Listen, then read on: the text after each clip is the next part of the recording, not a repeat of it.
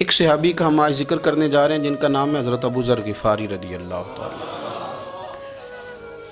ہمارے صوفیاء تصوف میں ایک جملہ بولتے ہیں کہ تیرا تو فقر فقر بو ذر ہے، یعنی جن کو صحیح درویش کہتے ہیں نا، صحیح درویش۔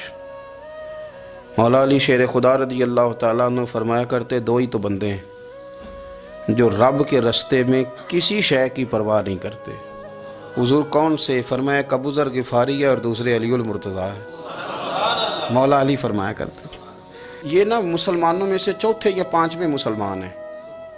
شروع سے ایک سلیم الطبع آدمی، کچھ لوگ طبعاً بڑے نفیس ہوتے ہیں، طبعاً ہی اللہ کی طرف سے شروع سے ہی۔ ان کا جو قبیلہ تھا بنو غفار وہ رہزنی کرتا تھا، لوگوں کو لوٹ لیتا تھا۔ شروع میں یہ کام کیا، لیکن جب کچھ لوگوں کی چیخیں کانوں میں گئیں تو چھوڑ دیا۔ فرمایا نہیں یار، طبیعت نہیں مانتی۔ اور نبی پاک کا کلمہ پڑھنے سے پہلے ہی بتوں کی پوجا چھوڑ کے رب کی عبادت شروع کر دی۔ لوگ پوچھا کرتے تھے آپ عبادت تو کرتے تھے پر منہ کدھر کرتے تھے؟ فرماتے تھے جدھر وہ کرا لیتا تھا کر لیتے تھے۔ کسی نے انہیں بتایا کہ مکے میں ایک شخص ہیں جنہوں نے اعلان نبوت کیا ہے، آپ کی طرح کی باتیں کرتے ہیں۔ انہوں نے اپنے بھائی کو بھیجا، ان کا نام انیس تھا، پتہ کر کے واپس آئے۔ بھائی کہنے لگے ابو ذر، ان کا نام جندب ہے، اصل میں ذر ان کے بیٹے کا نام ہے اور کنیت سے زیادہ معروف ہیں، ابو ذر غفاری کہلاتے ہیں۔ فرماتے ہیں کہ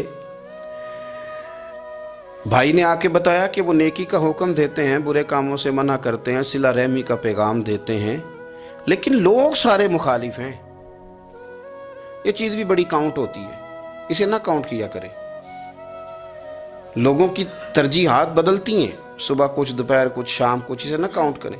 انہوں نے اس بات کو کاؤنٹ کر کے بتایا کہ لوگ ان کے جو ہیں نا وہ مخالف ہیں سارے۔ تو حضرت ابو ذر غفاری کہنے لگے مجھے تسلی نہیں ہوئی، میں خود جا کے پتہ کروں گا۔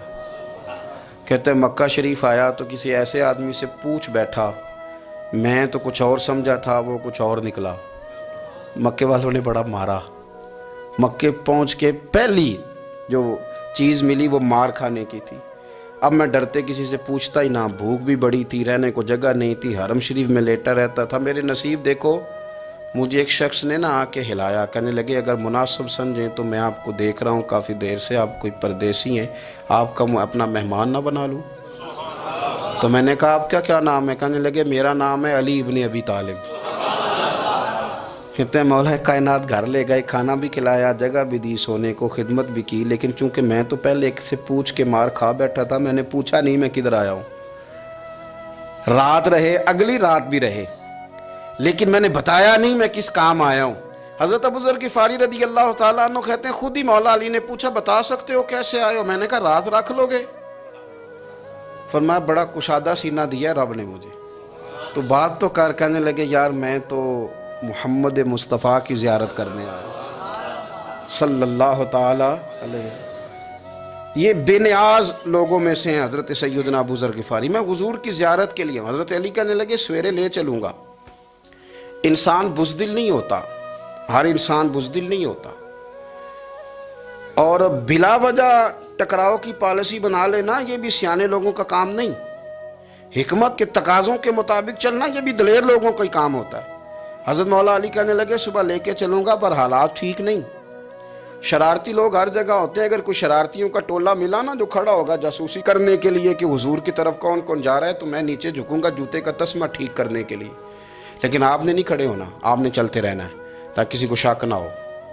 کہتے ہیں اس ترتیب سے حضرت علی مجھے لے کے گئے، میں حضور کی بارگاہ میں پہنچا۔ مولا علی کہتے ہیں بڑے بڑے لوگ سوال کرتے تھے پر یہ شروع سے سلیم الطبع تھے، مجھے کہہ لینے دینا، جنہوں نے ماننا ہوتا ہے وہ لمبے سوال کرتے ہی نہیں۔ مان جو لیا تو لمبے سوالوں کی ضرورت ہی کوئی نہیں۔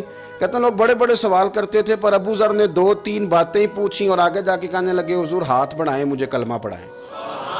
نبی پاک صلی اللہ علیہ وسلم نے کلمہ پڑھایا، فرمایا باہر جا کے نا ابھی ذکر کرنا کہ تم مسلمان ہو گیا، یہ ماریں گے۔ عرض کی حضور انہیں مارنے دے، میں آیا بھی مار کھا نہیں ہوں، انہیں مارنے دے نا۔ پڑا فلک کو کبھی دل جلوں سے کام نہیں، داغ دلوی نے کہا تھا پڑا فلک کو کبھی دل جلوں سے کام نہیں، اور جلا کے راکھ نہ کر دوں تو داغ نام نہیں۔ ماری تو کھانے آئے ہیں، مارنے دے، کرنے دے زہر جتنا لگانا ہے لگانے دے۔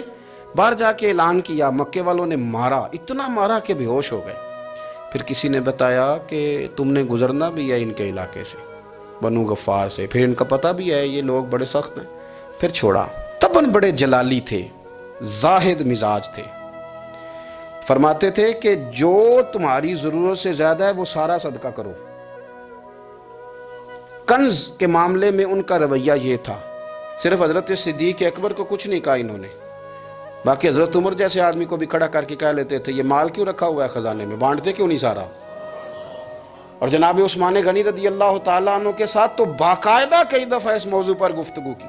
وہ کہتے تھے کہ جب اللہ کہتا ہے قرآن میں کہ مال دولت جمع نہیں کرنی، تو وہ جو لوگ تھے وہ بھی بڑی شانوں والے تھے، وہ کہتے تھے کہ اللہ نے جب زکوٰۃ فرض کی تو مال جمع ہوتا ہے تو زکوٰۃ فرض ہوتی ہے نا، جب فطرانے کا کہا تو مال ہوتا ہے تو فطرانہ آتا ہے نا، تو آپ جو کہہ رہے ہیں وہ ٹھیک ہے پر آپ اعلیٰ بات کر رہے ہیں تقوی کی، سارا بانٹو۔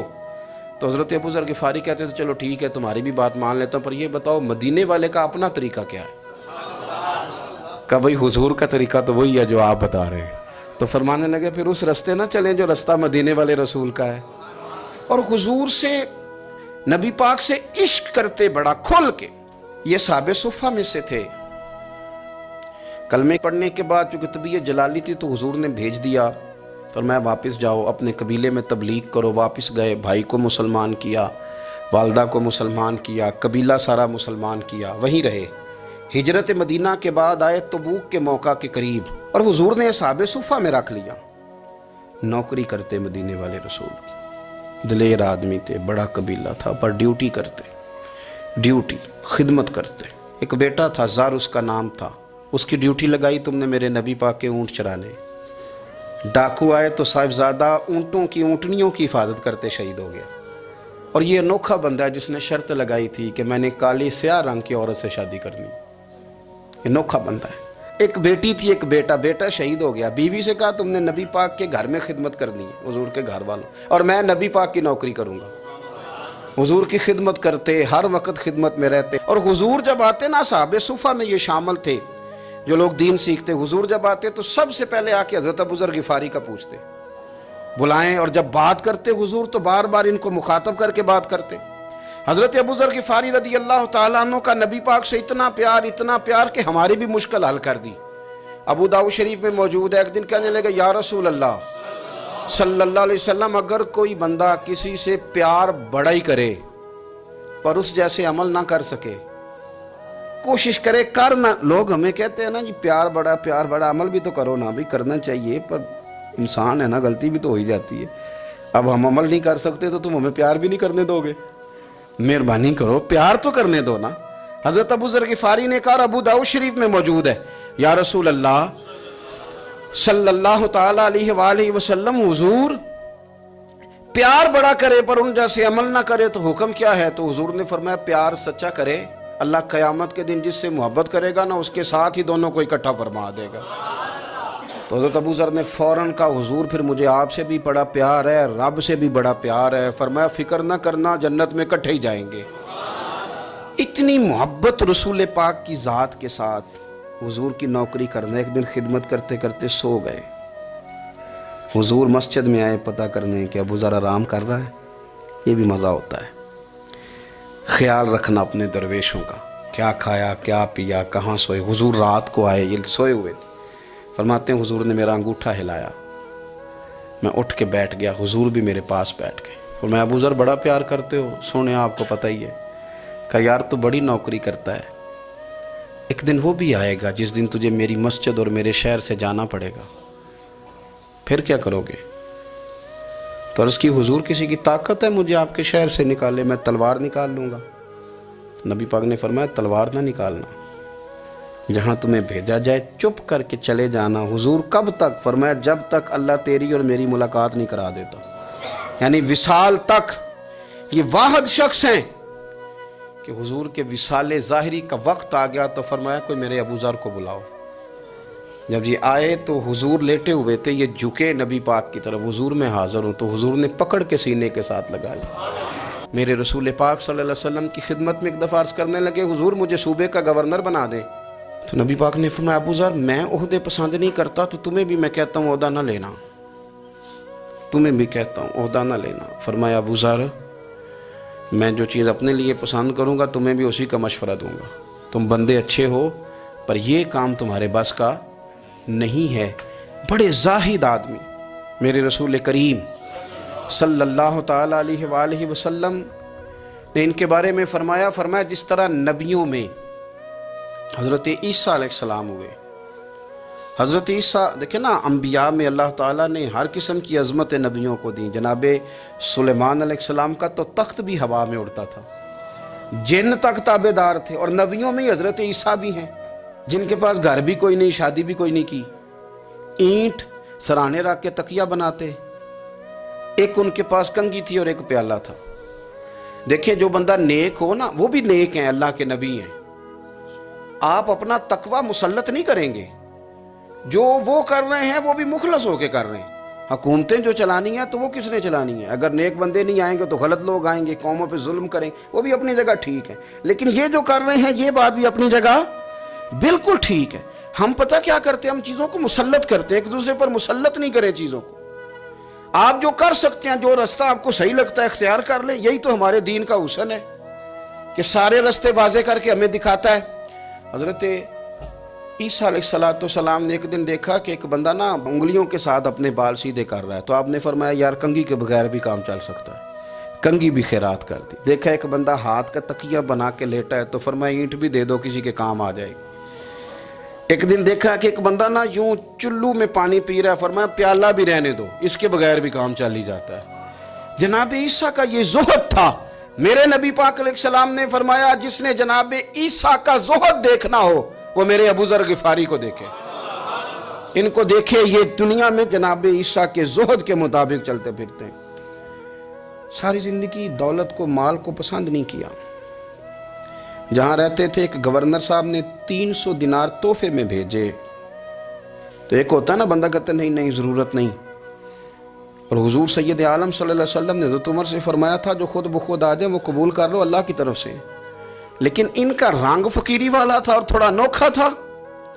300 دینار آئے تو فرمانے لگے اسے جا کے کہو تمہیں کوئی اور بندہ نہیں ملا دھوکہ دینے کے لیے، میرے گھر ہی مال بھیج دیا ہے۔ فرمانے لگے میرے پاس گدھا ہے سواری کرنے کے لیے، میرے پاس بکریاں ہیں دودھ پینے کے لیے، میرے پاس ایک چادر اضافی ہے سامان میں سے، میں تو ڈرتا ہوں کہ رب کہیں اس چادر کے بارے میں سوال نہ پوچھ لے، اور تم ہو کہ میرے پاس یہ لے کے آئے ہو۔ حضرت عثمان غنی کے پاس جا کے کہا کرتے کتنا لوگوں کے پاس پیسہ آ گیا ہے، ہر بندے کے گھر میں مال ہے، یہ کیا ہو رہا ہے، لوگوں سے کہیں خرچ کریں غریبوں پہ۔ عثمان غنی فرمانے لگے تمہیں تو خوش ہونا چاہیے کہ میرے دور میں لوگ خوشحال ہو گئے ہیں۔ آپ فرمانے لگے نہیں، وہ والا رنگ زیادہ بہتر ہے جو مدینے والے نے اختیار فرمایا ہے، کیونکہ کچا رنگ للاری والا چڑھدا تے لیندا رہندا عشق تیرے دا رنگ محمد، جدوں چڑھ جائے پھر نہیں لیندا۔ آپ کی طبیعت کے اندر دولت سے بیزاری، حضرت ابو درداء، حضرت ابو موسیٰ اشعری، حضرت ابو ہریرہ رضی اللہ تعالیٰ عنہ، یہ سمجھ لیں ان کے کلاس فیلو تھے، ان کے ساتھ پڑھا تھا انہوں نے۔ حضرت ابو ذر غفاری ان پر بھی جلال کرتے ہیں۔ آپ یقین کریں کہ طبیعت نا ایسے کیف میں آ گئی ان کو پڑھ کے، ان کو پڑھا جب کچھ دنوں سے تو کچھ انوکھا، یہ انوکھی وجہ ہے، سارے زمانے سے نرالے ہیں، یہ بندے کون سی بستی کے یار اب رہنے والے ہیں، یہ کس طرح کے لوگ ہیں، کیا سوچ ہے۔ حضرت ابو درداء رضی اللہ تعالیٰ عنہ کے گھر کے قریب سے گزرے تو حضرت ابو درداء مکان بنا رہے تھے، کیا جملہ کہا، تڑپ گئی روح۔ فرمانے لگے ابو درداء تجھ سے مجھے یہ امید نہیں تھی یار۔ فرمایا کیا ہوا؟ فرمانے لگے اب تیرا مکان بنانے کے لیے بھی اللہ کے بندوں کی پشتوں پر اینٹیں رکھی جائیں گی، تیرا مکان بنانے کے لیے رب کے بندوں کی پشتوں پر اینٹیں تیرے لیے۔ حضرت ابو درداء نے گردن جھکا لی، فرمایا یار جہاں تو ہے نا تو بالکل ہی ٹھیک کہتا ہے۔ کیوں؟ میرے نبی پاک صلی اللہ علیہ وسلم نے فرمایا اس زمین کے اوپر اور آسمان کے نیچے ابو ذر غفاری سے سچا بندہ کوئی نہیں۔